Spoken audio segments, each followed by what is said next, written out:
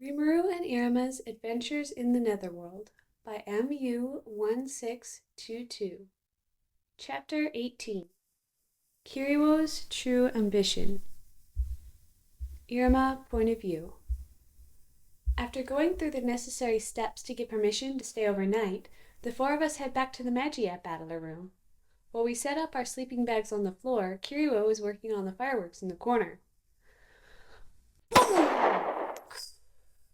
An explosion happens, filling the room with smoke. Are you all right? The three of us ask Kiriwo in unison. For starters, I was mixing up some gunpowder, but I think I messed up, Kiriwo says sheepishly, scratching the back of his head. He's surprisingly unhurt from the explosion. I believe I've almost got it, though, he assures us. Are you sure you're okay? I ask in a concerned tone. Don't worry, Nan, I ain't even hurt, he replies. With an explosion that big? Az asks, surprised. Well, let me explain. No, you should just see for yourself. Irma, let me see your hand.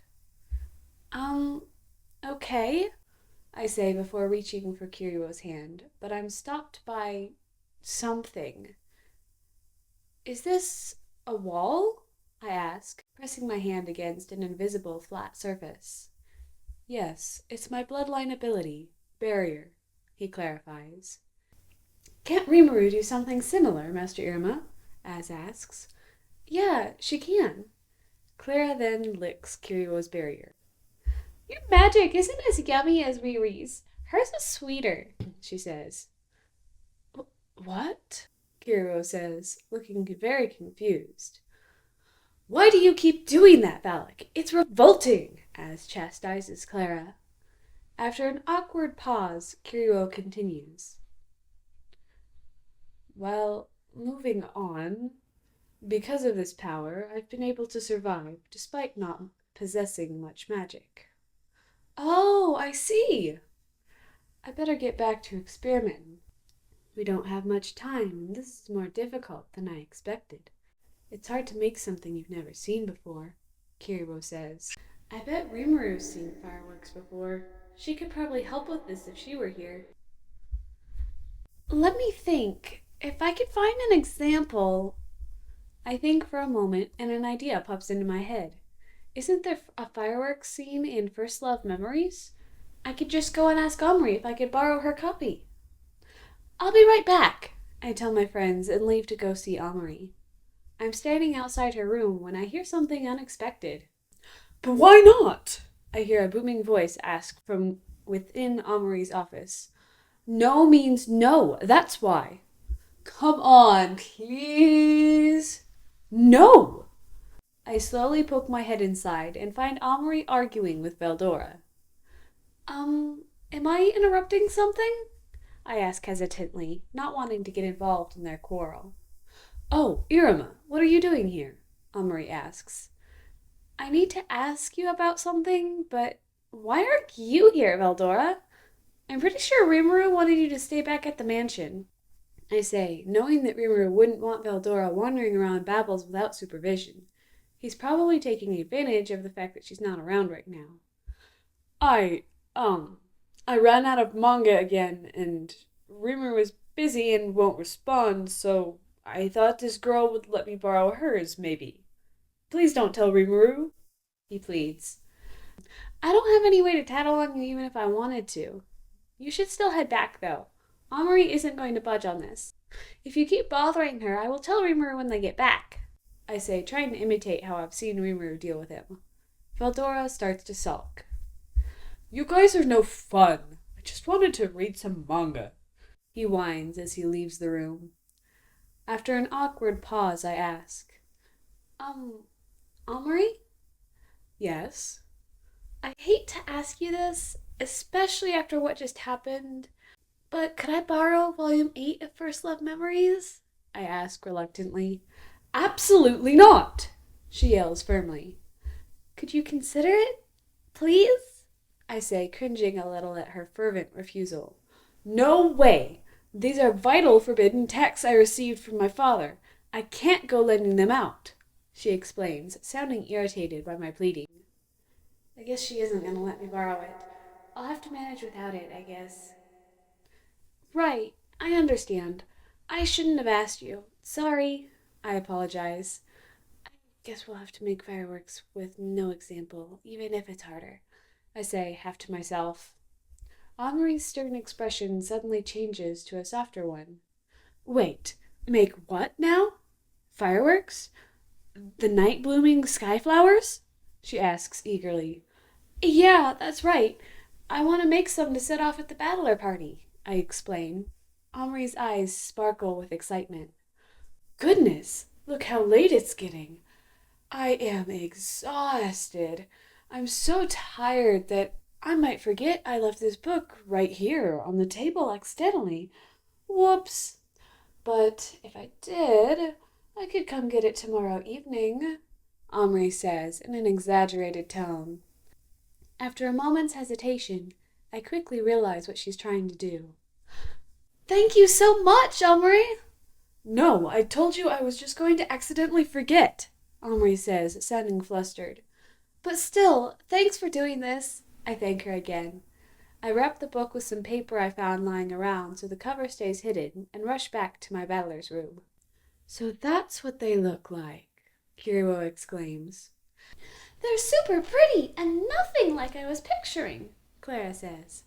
I've never seen a book like this. How curious. So where did you find it? Az asks, looking at the manga with interest. That's a secret, I reply nervously, knowing that I can't reveal where I got this book at all costs. Henri would probably kill me if word got out. Well then, let's reference this as we do our experiments, Kiryu says, sounding pleased that he can finally make some progress. The four of us work for hours on producing prototype fireworks, using a combination of gunpowder and Az's flame magic. There are many failures, resulting in explosions that Kiryu has to use his barrier ability to shield us from. Eventually, though, we cook up something that should work and head outside to test it. Az lights the fuse with a small candle-sized flame he produces from the tip of his finger. We step back a little, nervous and excited to see the result of our hard work. The shell successfully launches into the air, producing a tiny yet beautiful facsimile of a firework. We high-five each other, pleased with the result, before heading back inside. Now that the hard part's done, we can relax and enjoy the sleepover. We all change into our pajamas in preparation. After an intense pillow fight, we are all laying on the floor, exhausted. That was so much fun!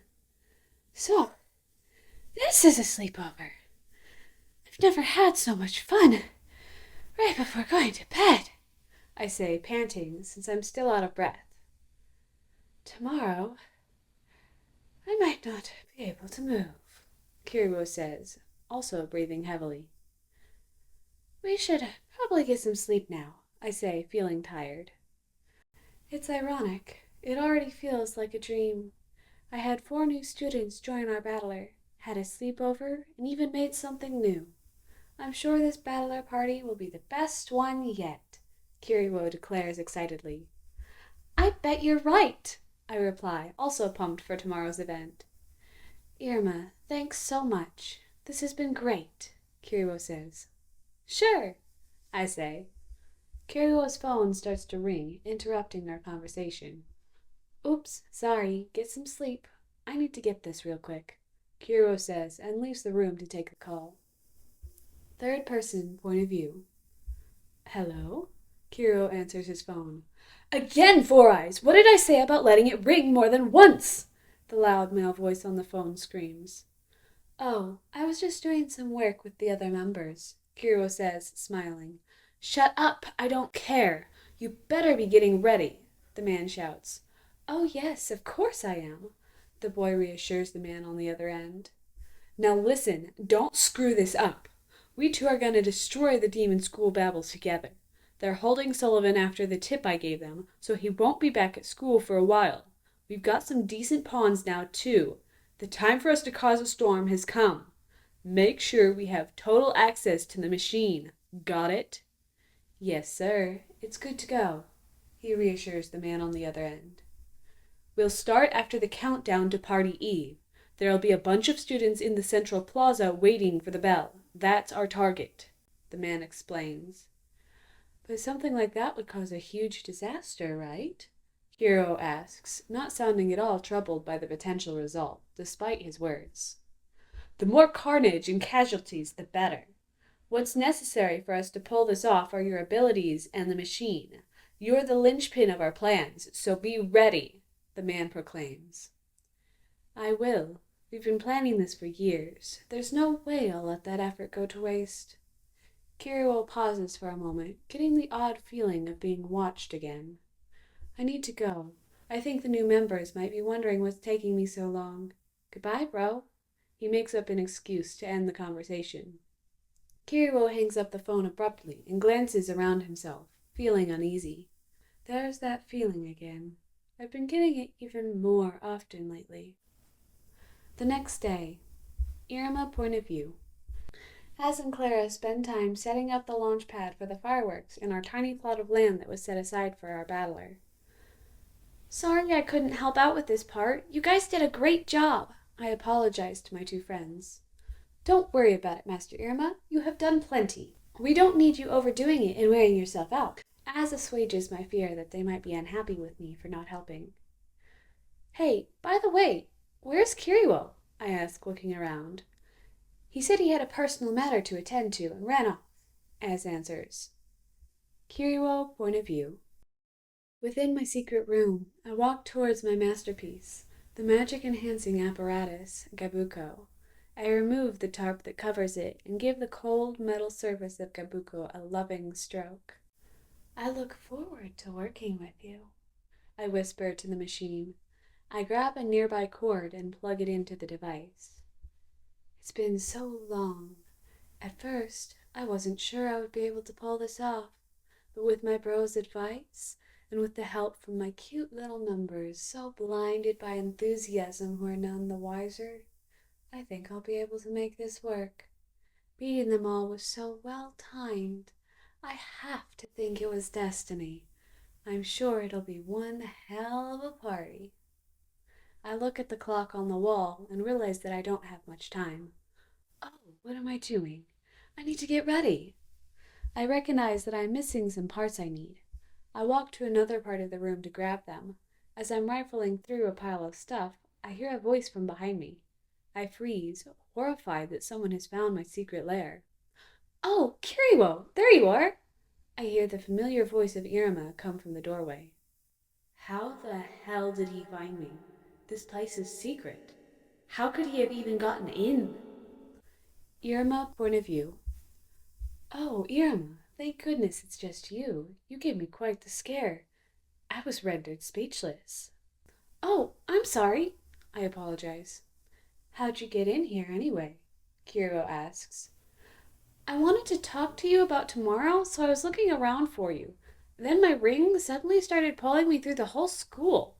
I ended up touching the wall with my hand and opening the door, and found you on the other side. I explained what just happened to me. Pulled by your ring? Yeah, it doesn't make any sense to me either, I say, laughing nervously. Well, the gluttonous feeder ring is made of the same stuff my choker is. Maybe they reacted to each other? Kiryu proposes as a possible explanation for what happened to me. That makes sense, I guess. So, what is this place? I ask, looking around the strange room I find myself in. It's my secret base, Kiryu replies, smiling. Whoa! Are you serious? I ask as Kiryu walks away, pushing through a set of heavy curtains.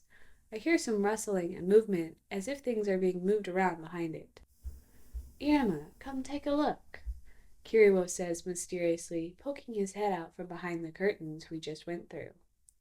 I hesitantly push my way through the gap in the large purple curtain and find Kiryu standing proudly next to a large object covered by a tarp. Allow me to welcome you to the Magi-App's graveyard. I look around and see many strange devices scattered throughout the room, along with boxes full of objects I don't recognize. The place is a mess, to be frank. Many things are covered in dust and cobwebs.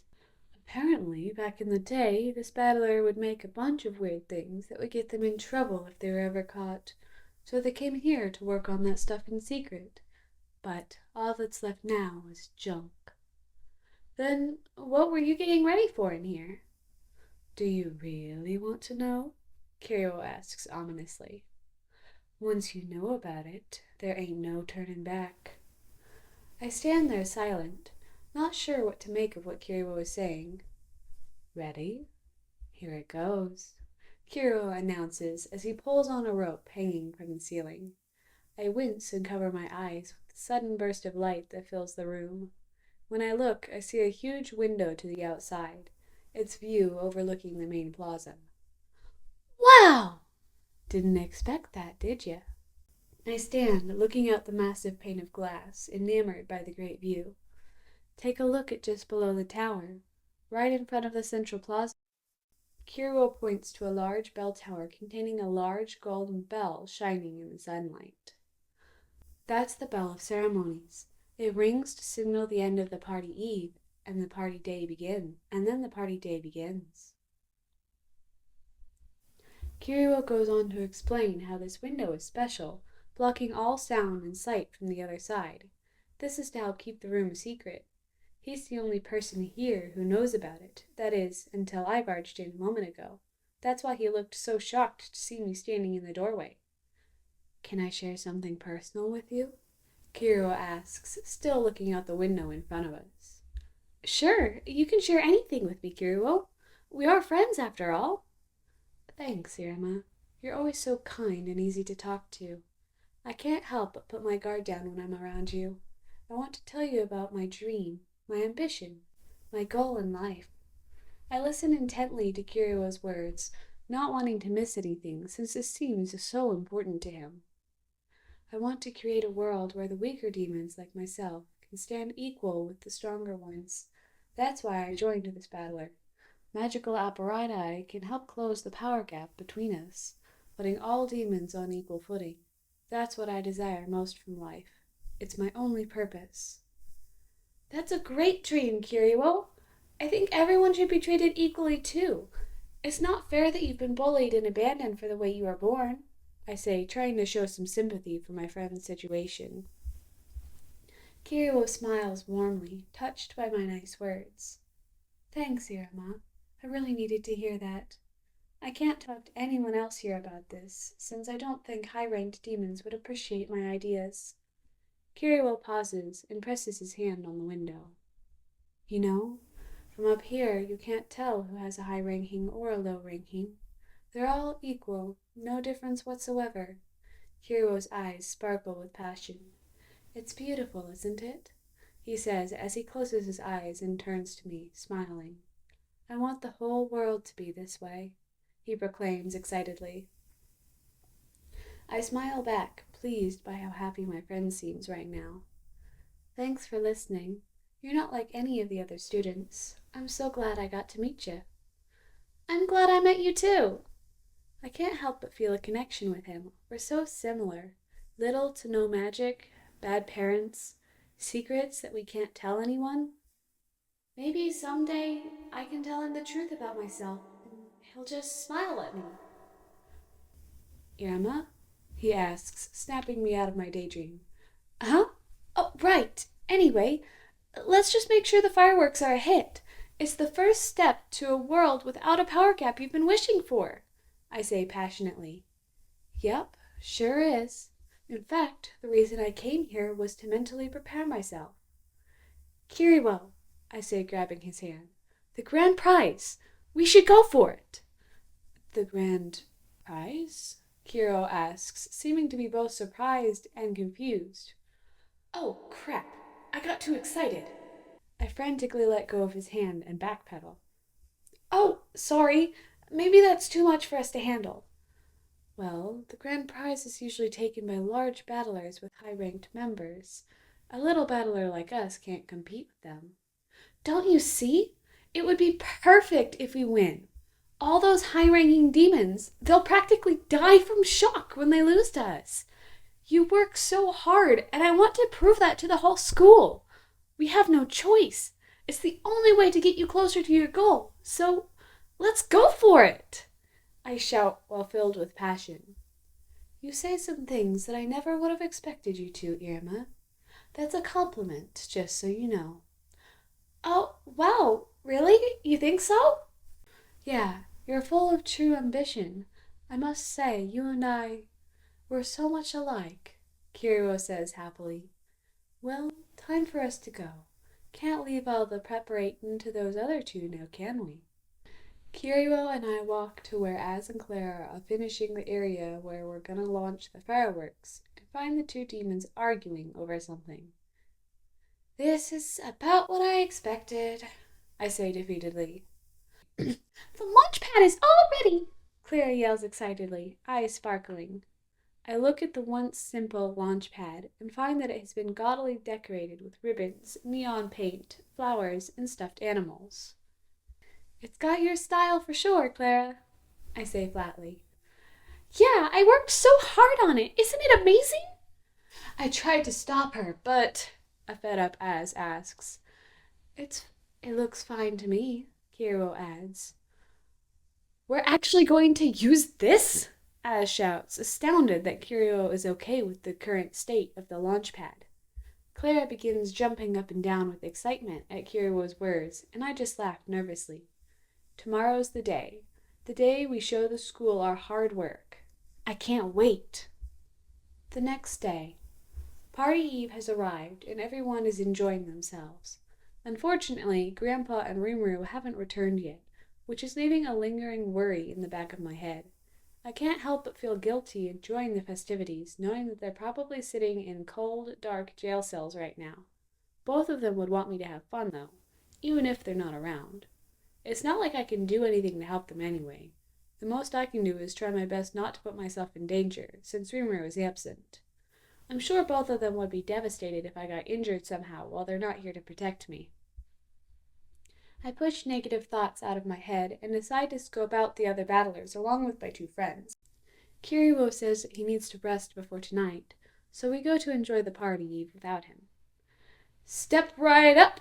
How about an ogre-sized serving of yakisobe? Come get it while it's hot! I hear a voice yelling from a nearby stand and am hit with an irresistible smell. I walk closer and see a large mound of noodles on an oversized plate. The demon standing near it yells again, challenging me. Eat it all if you can! I dare you! Yeah, just try it! The other three yell in unison. Yeah? Can I? Walking to taste the food that is giving off such enticing smell. You think you can? Really? There's no way you... The leader of the group taunts before my eating makes him eat his words. Thanks for the snack, you guys. It was delicious. I compliment the massive amount of food I just ate. The four demons stare at me in shock as I walk away. Captain, we don't have any more ingredients. What are we gonna do? One of them says, voice filled with desperation. My, that's too bad. Master Iruma could eat twice that much in the blink of an eye, Az taunts the already crying demons. Az, Clara, and I continue walking before we're stopped by a familiar laugh. Ah ha ha! That was some truly impressive eating, my rival, Sabnock says loudly, like usual. Hey, Sabnock, I greet my rival. It's too bad I shall take the grand prize, he declares arrogantly. What are you getting at? It's our magical apparatus battler that will reign supreme, Az protests angrily. With sparks flying between the two, I realize that they need to be stopped. I step between them, pushing them away from each other. Easy, easy. Okay, I'll let it slide. They aren't starting the judging until party day. Today's just for fun, he says before getting a puzzled look on his face. Hey, isn't someone missing from your group? Where's your sister? I don't want her to miss the Demon King performance that I'm doing for the Battler party tomorrow. Oh, she's at home sick right now, so I'm not sure if she'll be able to make it. I repeat my pre-rehearsed lie. That's unfortunate. Will you still watch? Sabnock asks, looking disappointed by Rimuru's absence. I can't help but feel the same. I miss having her around. Sure, Sabnock, I'll be there. I say to the hulking boy, wanting to cheer him up. Sabnock nods happily. That's wonderful now. I should be going. I need to rehearse. Bye, Sabnock. See ya! After wandering around for a while, running into multiple other classmates, we return to the launch pad to review what we're going to do for our presentation later. One more time before Kiryu returns, let's review the plan. The opportune moment comes at the party day countdown. After the party eve, all students gather in the central plaza to hear the bell mark the start of party day. The minute that bell stops ringing, we'll start the fireworks off, stealing everyone's attention. We'll start off with a big bang, followed by many smaller, prettier fireworks. Done. Me, I want to shoot off the fireworks. Can I? Clara asks, raising her hand as high as she can. Only Master Iruma is capable and worthy of being given such a crucial task, Az protests. Aw, you're such a meanie, Clara whines. That's okay, Clara can do it, I say, not wanting the two to argue over something so silly. What are you saying? You're the only one for the job, Iruma, sir. If you say so. It is programmed to fire exactly 10 seconds after the fuse is lit. I will provide the flame to start, Az explained, and holds up his index finger, producing a small flame. And then, Master Iruma, you can light the fuse, he says, sounding proud. Without Az noticing, Clara grabs the fuse and sneaks up behind him. She lights the end of the fuse using the flame he's still producing from his fingertip. Like this? She asks. Yes, exactly like that. What? The two of us start freaking out after realizing that in just a few seconds, all our hard work will go to waste. The fireworks are going to go off prematurely, ruining our plan for tonight. Put it out! Quickly! Az screams desperately. I grab the lit end of the fuse out of the unaware Clara's hands and begin stomping on it, attempting to extinguish it. It won't go out! I yell, horrified. Get down! Az shouts as he grabs the two of us and throws us all to the ground away from the launch pad. We brace ourselves for the imminent explosion, but nothing happens. Oh, thank goodness! I exclaim, relieved. I truly feared the worst had happened, Az whimpers. Oh, wait, did I do something wrong? Clara asks, finally comprehending the situation. This causes Az to almost snap. You did everything wrong! We were supposed to wait until the party eve ends! I just finished explaining that! Az complains, barely holding in his anger. Oh, yeah, Clara responds, remembering what Az said just a moment or so again. Az and I both facepalm. I'm sorry, she apologizes. That's not good enough. You should have let us know the shell wasn't in there. Huh? Well, I didn't know anything about that. But we obviously put the shell in there, right? Az asks. We go over to the launch pad and look down the barrel of the cannon-like launcher. It's empty, with no sign of the fireworks shell. Yeah, where could it have gone, though? I ask. We decide to start searching for Kiryu so we can ask him for advice. Heck, there's a good possibility he's the person who has the shell. He might have wanted to give it some last-second tweaks or something. Either way, we need to look for him. Henri Azazel, point of view. He seems like a peaceful fellow, but according to our intel, he illegally entered the human world and is holding a human teenager against their will. Is this correct, Ball? I say while overlooking the interrogation of Sullivan from another room through a window. Who can say? Says a blonde-haired man, leaning against the wall behind him with his arms folded. I glare at him, troubled by his flippant attitude.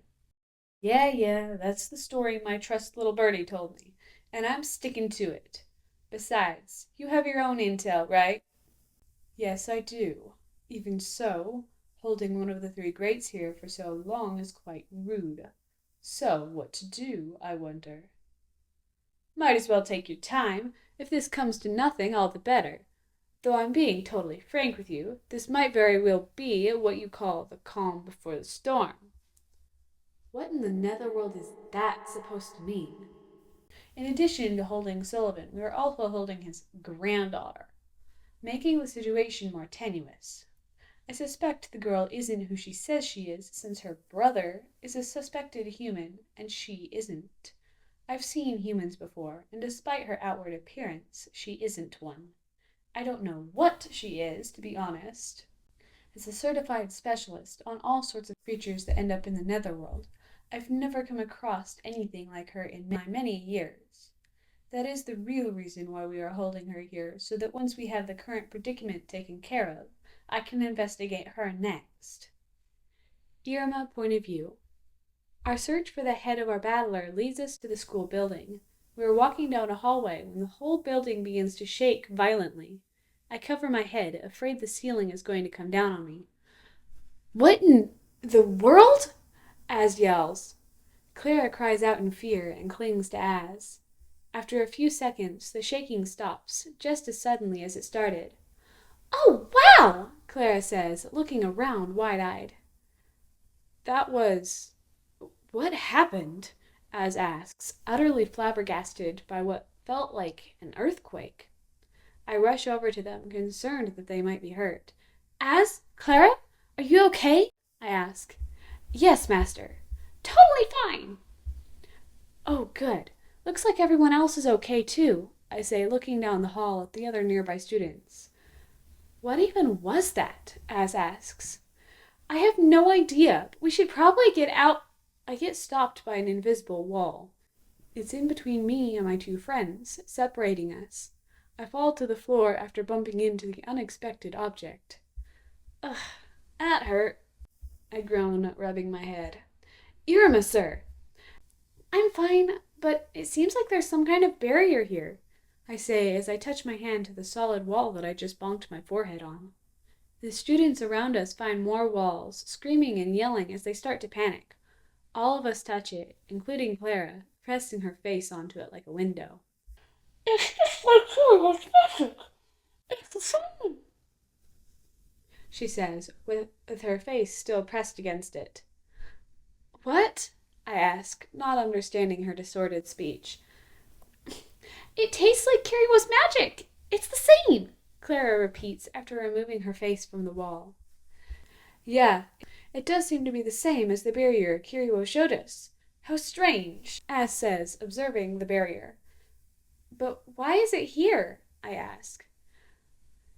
I'm coming to your side right now, Az declares. He conjures up a sword made of fire and slashes at the invisible wall separating us, but it isn't strong enough to break it. Clara also attempts to break through by rolling into it, but just ends up slamming against it. Oh no! Are you okay, Clara?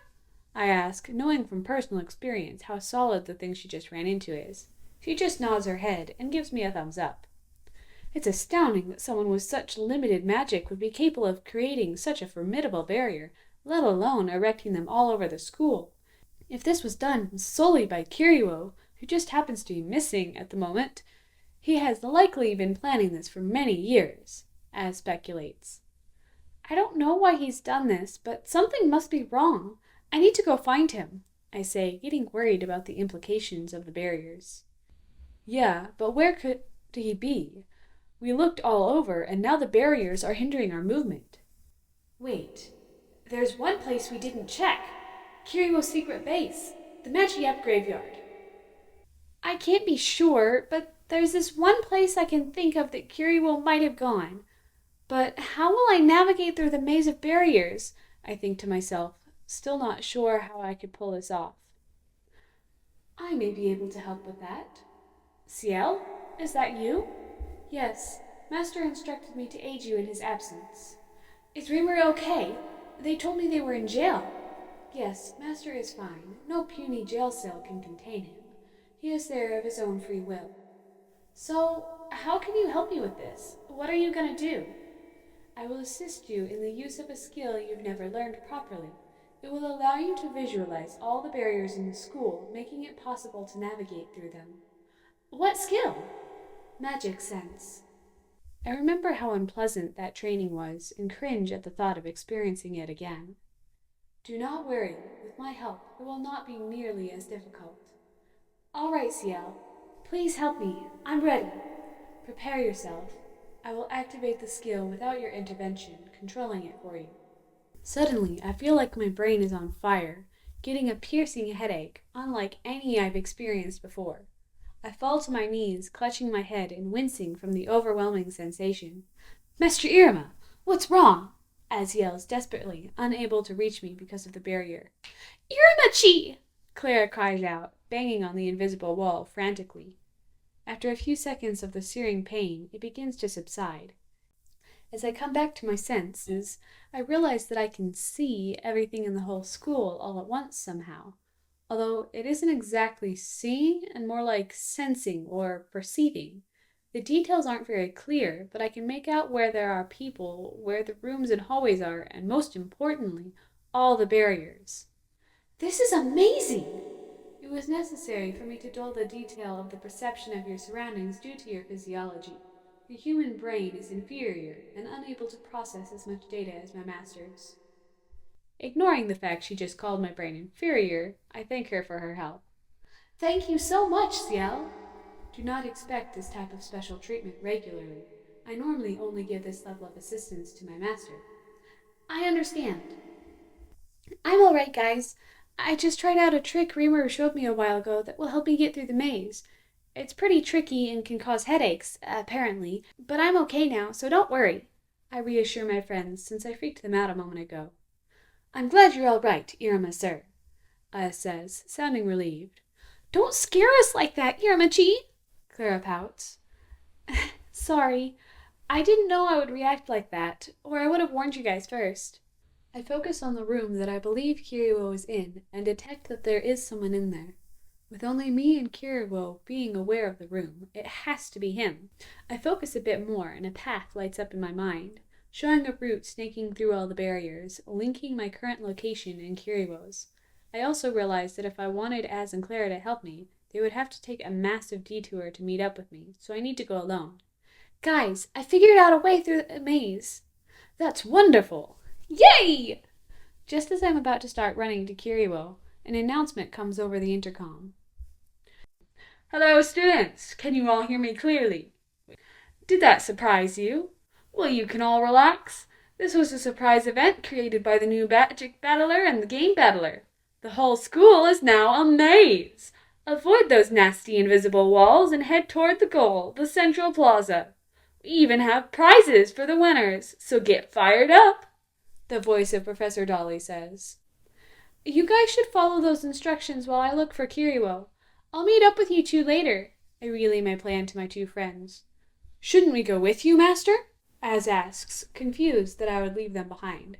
You can't. It will take too much time to reach me. I need to go find Kiryu now. Something feels wrong, especially since the teachers are making up excuses to gather up the students. I have a bad feeling about this whole situation, I explain my reasoning to them. That is true. It is concerning that the teachers have made up a fake explanation for the barriers. I will follow your orders. Come on, Valak. Let's go to the Central Plaza like Professor Dolly said to do a moment ago, Az says with a newfound determination. But I want to stay with Iruma-chi, Clara whines. No, we need to go. I don't know how long it will take us to get through the maze, Az insists. Az walks off, dragging Clara behind him as she squirms and complains. I feel bad running off without them, but I have a mission. Following the path laid out by Magic Sense, I start sprinting through the school towards my newest friend's secret room. Third person point of view. The time has finally come. I'm so thrilled, says the boy standing alone in a room long forgotten by most. Everything ends today. No, this is only the beginning. He stares out the large window overlooking the main plaza of Babels. The festival below is in full swing, students laughing and enjoying themselves, oblivious to the sinister plot that is about to come to a head.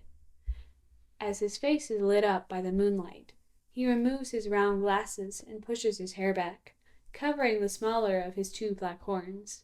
A smile peels across his face, one full of sinister intent. He then reaches for his neck, clasping the purple charm of his choker between his fingers. The charm shatters under the pressure of his grasp, releasing the energy stored within. Suddenly, the school is enveloped in a barrier, isolating it from the rest of the Netherworld. Everything shakes. Screams of terror fill the air as more barriers divide up inside of the first. Confusion and pandemonium ensue as students and staff make the realization that they're trapped. Looking down at the chaos below, the boy smiles. Everything is going just as he planned. Nobody can stop him now. With Sullivan absent, no demon stands a chance against his barriers. Their strength is incredible, which is understandable considering the years he spent storing up magical power to achieve this result. Even high-ranked demons are simply rats trapped inside his maze, helpless and pathetic. Now then, let's get the real party started, he says to himself, elated. The boy, feeling as if he's being watched, looks over his shoulder. There's that feeling again. No, there's no way anyone else could be here. It's just my nerves again. That's it, my nerves. He takes a deep breath before pulling out a pair of enchanted black leather gloves. He slips them on, clasps his hands together, and spreads them apart in the air in front of him. A magical map of the school manifests before his eyes, showing the locations of anyone in the school represented by balls of light. Oh no, where do you think you're going? He says, noticing a few stray lights. By manipulating the position of his barriers, he directs everyone into his desired location. The stray lights are stopped and change direction, now following the path the boy desires. Much better. Yes, make your way to the goal. If they go the wrong way, I'll guide them until they're all trapped together. I'm going to be blowing all of you fools away with flowers of light. I'll be watching from the best seat in the house, he says with pure ecstasy in his voice. He walks over to a large device and gives it a loving stroke. I know you'll give it your all, Gabuko, or should I say, school destroyer. He places the fireworks shell at the peak of the device and flips a switch, turning it on. It lights up bright white, charging the shell with magic. The ball-like explosive glows with energy, becoming progressively brighter as time passes. He smiles with glee at the sight of his ultimate weapon, the key to his dream coming true. Yes, it all rests on this masterpiece he has tirelessly worked for all the years. Out of the corner of his eye, he spots an orb of light on his map. It's moving at an unusually fast speed, heading straight for his secret lair, somehow. What the? He says, puzzled by the speed and efficiency this individual is moving with, dodging his barriers as if they know where every single one is. Something's wrong. They're too fast, he says, staring at the map with shock. It must be Iruma. He's the only other person who knows about this room. This is bad. Wait. No. This is perfect. He squeals with joy. After a few minutes, the person approaching the room arrives at the barrier-locked door and begins banging on it frantically. Iruma point of view. Having followed the path, I make it to the wall that hides Kiribo's base. I press in the one brick that causes the wall to magically fade away, revealing the door hidden behind it. I reach for the doorknob, but my hand is stopped by one of Kiribo's barriers. Hey, Kiribo, are you in there? I know you are. Come on, let me in! I yell, banging my fist on the barrier covering the door. It suddenly disappears and the door opens, causing me to fall flat on my face since I was pressing against it. Hello there. Glad you made it, Iruma, Kiribo says, smiling. I notice that my friend looks different from normal. He isn't wearing his large round glasses. Half of his hair is combed back, covering the smaller of his two horns, and the purple charm on his choker is missing. Kiribo, what? Why? Where are your glasses? What's going on? I ask, confused by my friend's changed appearance. The vibe he gives off is much different than normal, making me feel unsettled. Well, it is a party, so I decided to go all out, he explains, smiling. There are barriers everywhere. You're the one who made them, right? I ask. Right you are. I'm delighted to see everyone's been enjoying them, although that wasn't my intention. They just decided to call it a surprise event, which made it even more amusing than I planned. You're also the one who took the fireworks, aren't you? I ask, but don't get a response. But my question is soon answered by what I see. I follow him as he steps through a split in the curtains hanging in the center of the room.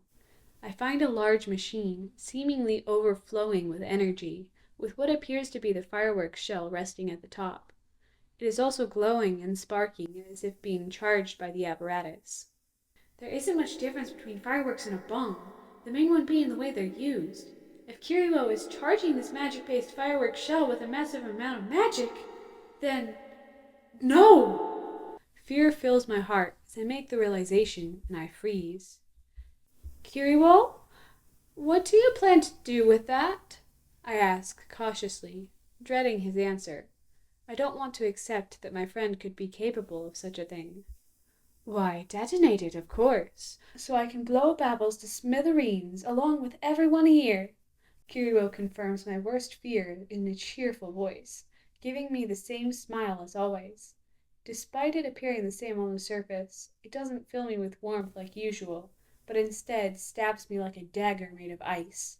It's a false smile, one that's hiding evil behind it. I look over to the window, seeing all the oblivious demons, my classmates and teachers, standing on the ground below. Everyone I've met here is at the center of all this, filling my stomach with a sinking feeling. If I don't stop him, everyone will die. But why? How could you? I ask, desperately, trying to figure out his motives. Let me see now. I guess I can tell you my story since we're such good friends after all. I already told you about how I was rejected by my family because of my weak magical power. When my condition was revealed, I was sent to what they call the Garden, a corrective elementary school for young demons. There I was also rejected by my teacher and all my classmates, all except for one girl. She was much like me, also weak and picked on by everyone. One day, one of the other students stole a precious heirloom, an earring that belonged to her late grandmother, and went to throw it in the nearby river at the bottom of a cliff. I managed to stop its fall with my barrier ability, but I lost focus for just a moment, causing it to shatter. The earring plummeted into the roaring waters below, never to be found. The girl ended up leaving the garden, but I stayed behind. Kiryu pauses, seemingly troubled by the memory he just shared with me. Survival of the fittest here in the Netherworld, and seeing her so defeated by the unfairness of it all, sealed the deal for me.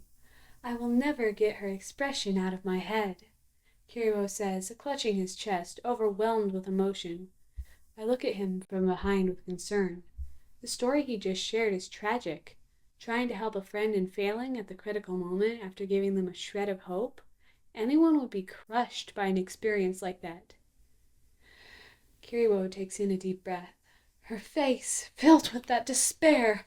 I see it endlessly. He shouts at the top of his lungs, his voice filled with intense emotion. Kiryu, wait! I try to stop him. He's clearly traumatized by the experience, and I don't want him to relive that for my sake. He continues, breathing heavily. Every time I keep thinking, he screams. Oh, wow! I would kill to see that face just one more time, he moans, voice filled with pleasure and elation. Shocked by his unexpected reaction to something like that, I'm at a loss for words. It was so bizarre. Ever since then, any time someone would look at me with hopelessness, my chest would tense up a little. It was all so simple. Because of her, I finally knew what the feeling was. Back then, when I saw that totally crushed expression, it got me unbelievably excited. He yells wildly, stretching his arms out and tilting his head back and looking at the ceiling. It almost felt as if my heart skipped a beat. At that moment, it was clear I had been reborn as the new me, he announces before rushing at me and pinning me to the floor. He stares at me with his flushed, pleasure-filled face, relishing the moment. Get it? The despair of others is the only thing that makes my life worth living. And that's when I realized this is the Netherworld, and I'm a human, and he's a true demon. And I should have listened to Rimuru when she told me to be careful around him. She could tell that he was dangerous, and I ignored her. Now she's not here, leaving me alone to deal with this mistake. Let's just say he gives off a bad vibe. I don't trust him. Her warning repeats in my head. This is a good look for you, Iruma, he says with a malevolent grin spread from ear to ear, resembling the stuff of nightmares. Whoops-a-daisy, let's continue our conversation, shall we? Kiryu says, reverting to his normal tone. He stands up, releasing me in the process. I lay there for a moment, spread out on the floor, before standing up myself. So you're curious about why I want to destroy the school, huh? Well, it stems from a past battler party when I met Bro in the magical apparatus battler. Flashback, third-person point of view. A small Kiryu walks into the magical apparatus battler room, which is full of older demons. Hey, what the hell do you want, you little brat? One demon asks the boy. So this is the notorious magical apparatus battler of Babels, Kiryu exclaims, filled with excitement as he looks around the room. After I heard how famous you guys were, I couldn't help but come. The school's open because of the battler party, so I figured I would sneak in. One of the demons comes up behind him and holds a sword to his neck. Shut up, the sword-wielding demon commands. Just who the hell do you think you are? The demon expects the young boy to get scared and run away, but he reacts much differently. Instead, he tenderly cups the end of the sword in his hands, holding it up to his cheek. He rubs his face on the blade lovingly and moans with pleasure. How many have you killed with this? What did you do to them afterward? Did you throw them away or use them for something? He asks excitedly. Did it get you excited? He asks, turning to look at the demon threatening him, wearing an aroused expression. All the demons in the room gasped at the behavior of the small child invading their battler. Not sure what to do, they turn to their leader, who has been woken up from his nap by the commotion. Sorry, Ball, didn't mean to wake you up, one of them apologizes anxiously. We'll get rid of the snotty kid, another adds. Who the hell is this irritating brat? Ball asks angrily. Well, sir, I came here looking for comrades, the boy explains. Comrades, huh? Ball asks, confused by the child's motivations. Do you see the bandage I'm wearing? The boy points to the small bandage wrapped horizontally around his entire head. It's so I won't forget. Because of me, this girl lost something really important. So I gave her one of my horns to make up for it, because she said they were pretty. Her expression was one of complete and total revulsion. He says, enamored by the memory of the girl's disgust. I know it's crazy to get so jazzed about someone having the worst day of their life. I'm a bit messed up, obviously. But still. It doesn't seem crazy to me at all. Ball stops the kid. Kiryu's eyes light up at his words. In fact, that's what you would call going back to basics, Ball explains. What do you mean by that? He asks.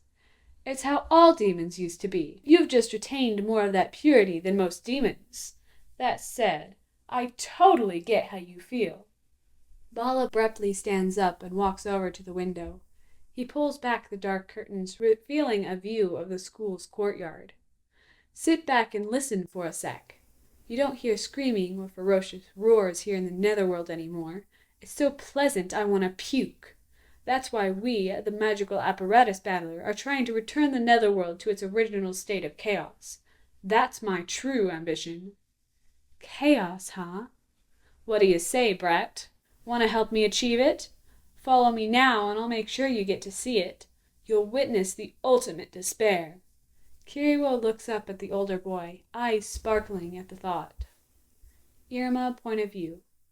From then on, I'd see Bro every so often, and he'd give me all these cool things, Kiryu explains, gesturing towards his neck. Not to mention valuable knowledge. After some time had passed since my enrollment at Babel's, my bro told me something really interesting. We're going to get rid of the ranks that give order in the Netherworld, Kiryu. I was so ecstatic. Because of the existence of the ranking system, everyone listens to those above them. But if we turn those stairs into cliffs, then chaos would truly take over. So we decided to obliterate Babel's, the very symbol of ranks itself. Using your fireworks will be flashy and beautiful. No. I fall to my knees in shock at the realization that I'm about to lose everything. Thanks to Gabako, I'm sure that I will be quite a spectacular explosion, We've created something truly wonderful, Iruma. Yes, the fireworks. The fireworks were my idea. Oh my God, what have I done? I began to lose hope, blaming myself for what's about to happen. Tears began to form in my eyes as I kneel on the floor, staring down at it. I believe it must have been fate that brought us two together. Now I can see my objective realized. The students are mindlessly enjoying this big surprise, and they can't wait to see what will happen next. Those faces beaming with joy and anticipation. Soon they'll all turn to anguish. And once the parents who show up to see the horrible condition of their precious children, they'll scream in agony and rage. They'll all fall into the depths of despair. No, please. Why is he doing this? This isn't the Kiryu I know. This isn't my friend. Kiryu moans. Sure, I could have stopped you from coming here with my barriers if I wanted to, but I chose to let you in. And do you want to know why? It's because I want to watch the fireworks specifically with you. Your friends, you get to watch the most important people in your life shatter before your eyes. You'll drown in regret. No, I can't. I can't let that happen. But what can I do? I'm a useless, weak human. I stand no chance against him. Not by myself. Yes, I'll stuff you into a box made of barriers and watch you plunge into despair. I have to see it. So please, show me. Your despair-filled face. Show me. If this is my fault, then it's my responsibility too. Rimuru isn't here to fix my problems for me this time. I'm the only person here who truly knows what's happening. I need to stop him. Realizing that I don't have much time left before the end of party eve, I wipe the tears from my eyes and look up to the demon looming over me. I refuse to give him what he seeks. Instead of a look of desperation, despair, or hopelessness, I glare at him with defiance and determination. There's no way I'm just going to roll over and let him destroy the school. I will fight with my last dying breath to save Babbles and all the people within it. Even if I fail in the end, I need to at least try. Kiryu looks back, perplexed by the conviction in my eyes. He expected me to give up, right? Yeah, not happening. I've gone through too much just to give up at the point it matters most. I stand up and pick up a nearby crate, placing it next to Gabuko so I can reach the fireworks shells resting at the top. Wait a sec. Didn't you hear what I just said? I'm gonna blow up the entire school. Why?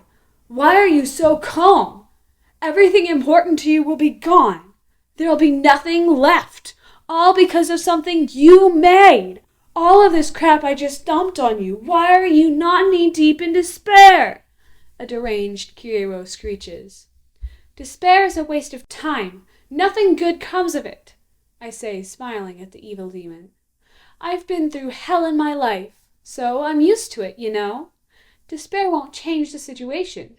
Acting is always get better than giving up and not even trying, even against insane odds, I explain in a calm tone. Kiryu gasps, frozen with shock as I grab the shell off of Gabuko. The glowing orb is hot from the overflowing energy that was pumped into it, causing me to wince when I pick it up, but the safety of the school is more important than my pain, so I do my best to ignore it. All my life, I've tried as hard as I could to avoid danger, but since coming here, I've learned to challenge myself. That's why, even if you are evil, I won't run away. I won't despair. I'll shatter your ambition. You can't go through with it. I yell, determined to go through with this. Still holding the glowing orb, I glare at him. His flabbergasted face is lit up by the white glow filling the room. No, give it back this instant, he demands, holding out his hand. Yeah, no way. I'm not handing you the bomb. Those fireworks will go off along with the bell signaling the beginning of party day. You may have gotten it away from Gabuko, but it's still going to explode. You can throw it into the courtyard, but unless I shield us, we're both going to die. He taunts, trying to convince me to change my mind, but I refuse. I already said it before, Kiryu. I will never despair. I'm afraid I have to disappoint you. I don't want anyone out there getting hurt, and I don't want our fireworks being used for this. I won't let you use something I helped make as a weapon against my friends and classmates. I won't back down. I turn my ring to unique mode, activate the strength and body skill, and run at the large window behind my former friend. He stretches his arm out to block me.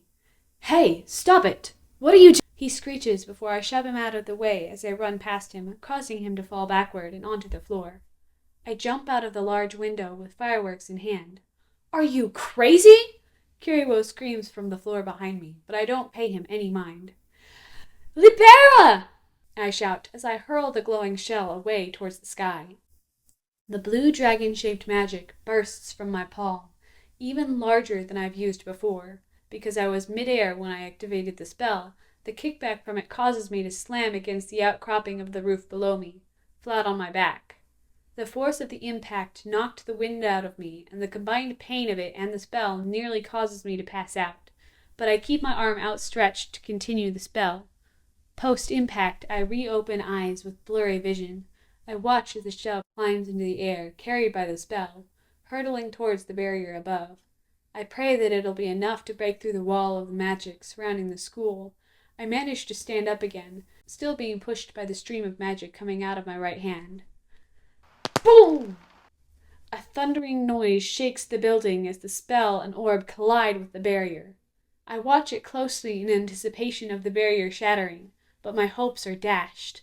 I realize that even with the most power I can manage safely, it still isn't enough. 20 more seconds!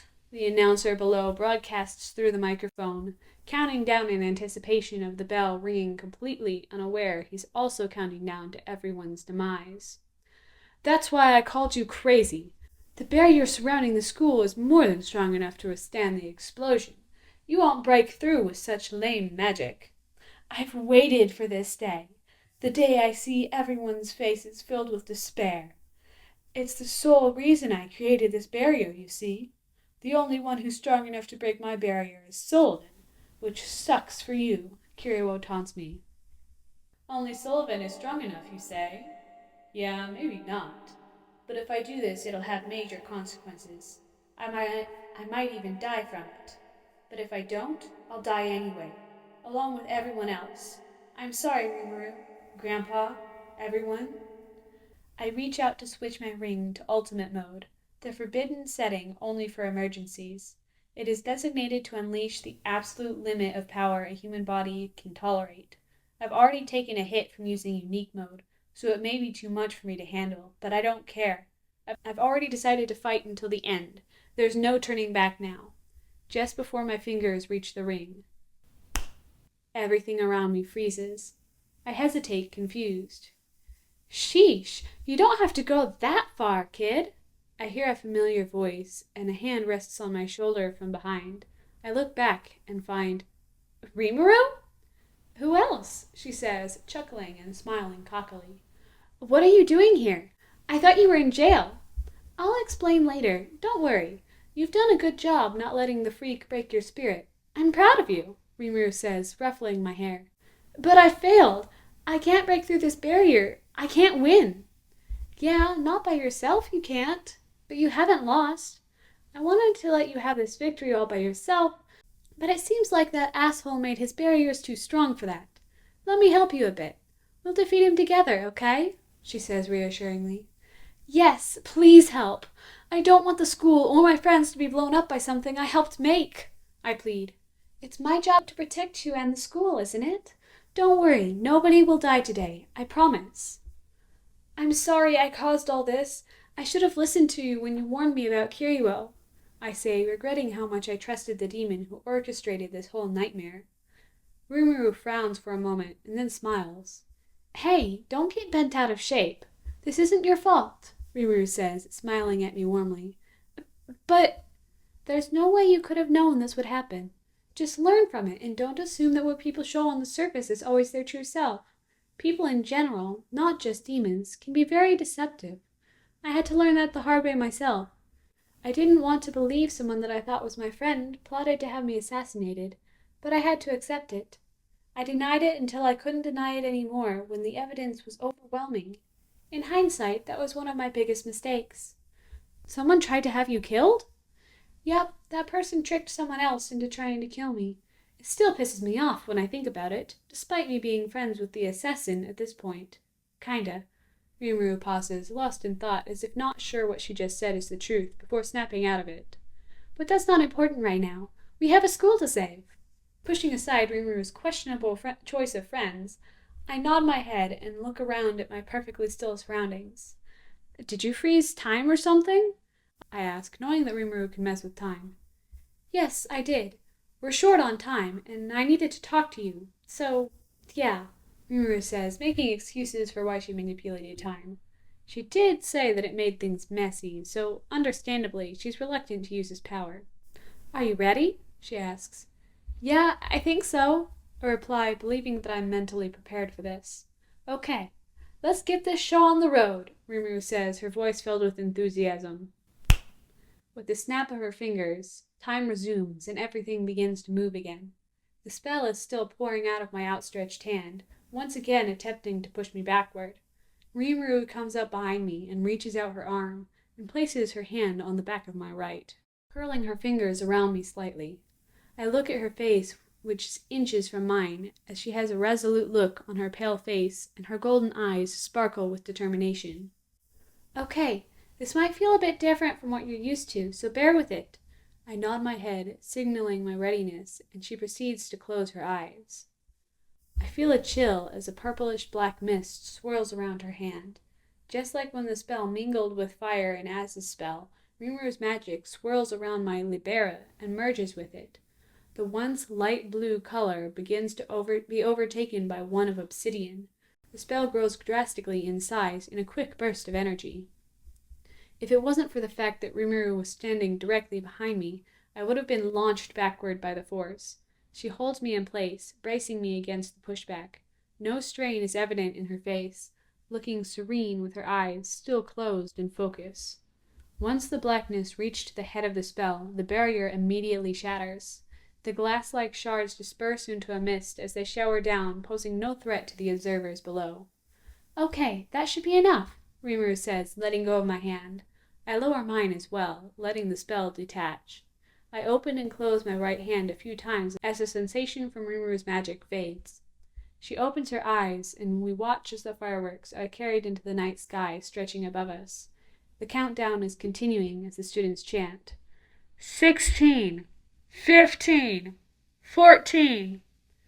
Now having reached my limit, I feel my knees buckle and my vision start to blur. Thankfully, I don't fall off the roof due to Rimuru taking hold of me. Hey, don't pass out yet. You don't want to miss the show, do you? She says as she heals me a bit. I feel some strength come back, enough to keep me awake to witness the spectacle that's about to happen. 5, 4, 3, 2, 1, 0! With the ring of the bell, the fireworks detonate in the sky far above Babel's. The explosion far away enough not to cause any casualties. Due to Kiriwo's meddling, they are much larger than planned, but also much prettier. They illuminate the entire sky with an almost blinding light cycling through many colors. I hear oohs and ahs from the crowd below as they enjoy the light show. Once the firework ends, I am left on the roof with Rimuru holding me up on my feet. She looks pleased at first, but her face soon turns to a frown. She looks up at the sky, squinting slightly, likely seeing something that I can't. Well, that's not good, Rimuru grumbles, looking annoyed by something. What? I ask, puzzled by her reaction. It looks like my job isn't over yet. The aftermath of the fireworks is raining down and will cause some damage if I don't do something. I'll take care of it, so don't worry. Want to come with me? I don't want to leave you here with that creep, she says, giving me a friendly smile and pointing behind us with her thumb. Sure. As I agree, Rimuru sprouts 2 large bat-like wings. As this happens, her clothing morphs into the black outfit I've seen before, and her hair falls to her back, no longer tied up in a ponytail. She looks down at herself, looking slightly confused before rolling her eyes. Really, Ciel? You sure like to make things dramatic, don't you? What the hell? What the hell happened? I was so close! So close! What did you do? Kiriwo squeals behind us. Stop throwing a tantrum, you perverted little shit, Rimuru yells, her voice filled with disdain. What was that ridiculous spell? I've been storing up magical power for years! How could you destroy all that so easily? What are you doing here anyway? I thought you were sick! I don't have time to deal with your nonsense right now, she says, sounding annoyed before smiling at me. All right, hop on, Rimuru says, pointing to her back. I grab on piggyback style and feel something wrap tightly around my waist. I look down and see it's the same thread stuff she used to hold me in place during the flying race. Hey, wait! Where are you going? I'm talking to you, Rimuru! Kiriwo shouts and lunges in our direction. Rimuru scowls at him in a way that even scares me a little bit. She then shoots a hand back towards the boy, and a streamer of thread flings forward, wrapping around him tightly. He ends up cocooned in it, unable to move. It's the same stuff she used to secure me, but I can tell she was a lot less gentle with him. Hey, what is this stuff? Let me go! He screams, wriggling on the floor like a worm. Shut up! I'll deal with you in a minute! She sternly yells at him with a cold look on her face. She then turns her attention back to our objective. Kicking off the roof, Rimuru shoots into the night sky with me in tow. I'm grateful for the seatbelt holding me in place, because I'm sure I would have fallen off without it. The crowd below doesn't seem to have noticed our ascent from what I can tell. As we climb higher, I noticed red specks in the air far into the distance. They appear to be growing in size, but I know they're just falling and getting closer. This must be what she meant when she said aftermath. I started to notice the sheer size and number of them, making them seem much more dangerous than I first thought. They are showering down like meteors, and all of them are large enough that they can cause some serious destruction to the buildings below. This is bad. How are you going to stop so many in time? There are thousands, I say, intimidated by the impending doom raining down on my school. Rimuru grins mischievously. I'll eat them, of course. I gawk at her, at a loss for words. We abruptly come to a halt, hovering high above Babbles. I try my best not to look down, as we're at an absolutely ridiculous height. With how weak I am feeling, I would surely pass out if I did. Rimuru raises both arms in the air, stretching towards the night sky above us. In the space between her outstretched hands, a swirl of pure black begins to form, resembling what I would imagine a black hole looks like. It's terrifying, seeming to bend the air around it, distorting my view of the night sky. I feel a massive pulling sensation towards the anomaly as it grows in size, but I remain in place since I'm strapped down tightly. My eyes widen as I notice every single fireball change direction and start barreling straight towards us. Rimuru? What is? I say, pointing at what looks like impending doom in my eyes. Shh! I'm trying to concentrate. She shushes me harshly. I listen to her and keep quiet until she's finished, despite my fear growing as the hellfire draws closer. A red glow lights us up, contrasting with the night sky's growing intensity. Just as I think we are about to be hit by the first projectile, it gets sucked up into the black hole Rimuru is holding over our heads. One after another, every single one is absorbed, or eaten, by Rimuru and her magic. Soon the area darkens again, the warm glow of the fireballs giving way to the soft light of the moon. The magic Rimuru used to absorb the hellfire is effortlessly absorbed back into her hands. She sighs now that she can relax a little, no longer having to focus on controlling the magic. She is wearing a satisfied smile as we descend back to the roof we took off from. Rimuru then releases me, letting me down carefully so I don't lose my balance, and I immediately sit down right there on the roof, exhausted and still in shock from the experience. Now sit tight while I deal with the one responsible for this whole mess, she says as she gives me a pat on the head. She smiles as she does this, but as soon as she turns away from me, her expression changes. From the side, I see her eyes lose their warmth. Her friendliness is gone, replaced with cold fury. I get concerned, remembering what Veldora said to me. When he gets truly angry, I've only witnessed it a handful of times, and even I, the mighty storm dragon, find it scary when he gets like that. Wait, Rimuru, I fumble as I attempt to stand up to follow her, but I bump into something. I quickly realize that she has used a barrier to keep me in place. I helplessly watch her walk through the open window and approach Kiriwo, still trapped in her thread on the floor. He looks up at Rimuru with indignation. "How dare you!" she says quietly, face half covered by her hair, obscuring her eyes.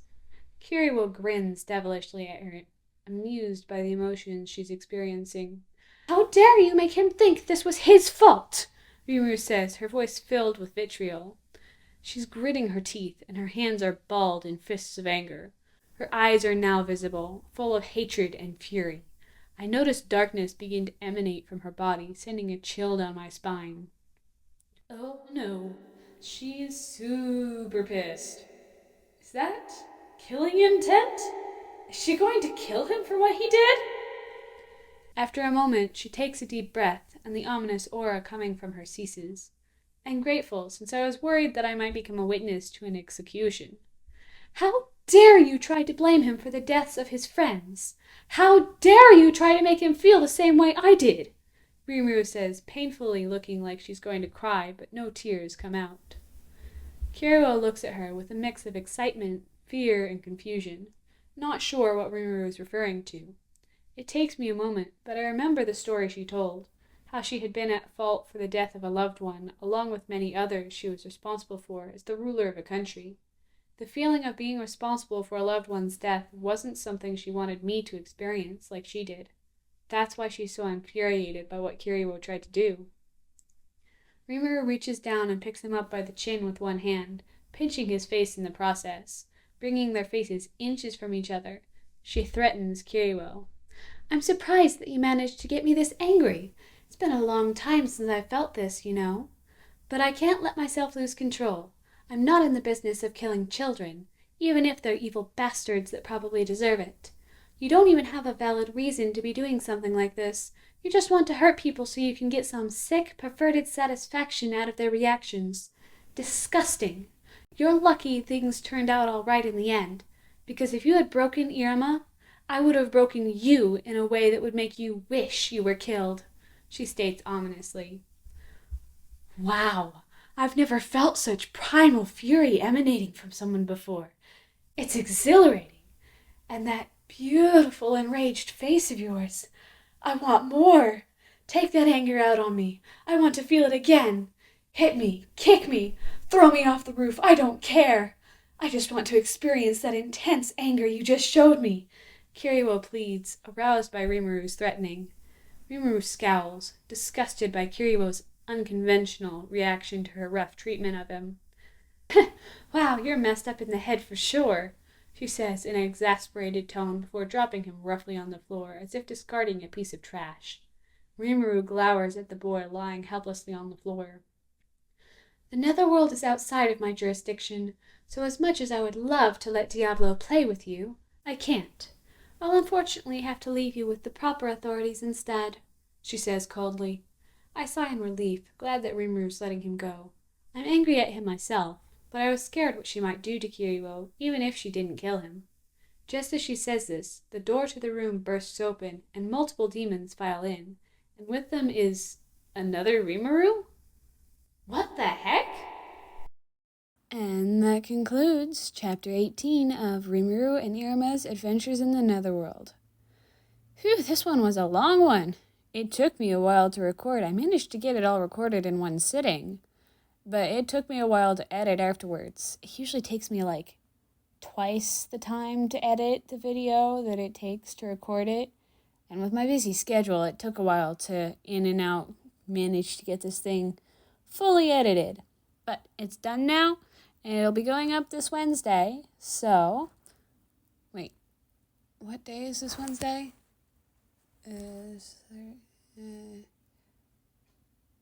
Monday, Tuesday, Wednesday. 3 plus 3. So the 16th. That's when you'll get it. 16th. I could have just looked at my calendar instead of doing the math, but I need a nap. Then my brain will function properly again. All right. Anyways, enough of that rambling. Hope you all enjoyed the chapter. Sorry for the lack of really any posting lately. It's a crazy semester as I'm getting ready to graduate one of my 2 majors. And since we're nearing the end of the semester, I've been trying to buckle down, make sure everything turns out right. But hopefully during the summer I'll be able to be a little more consistent. Love you all!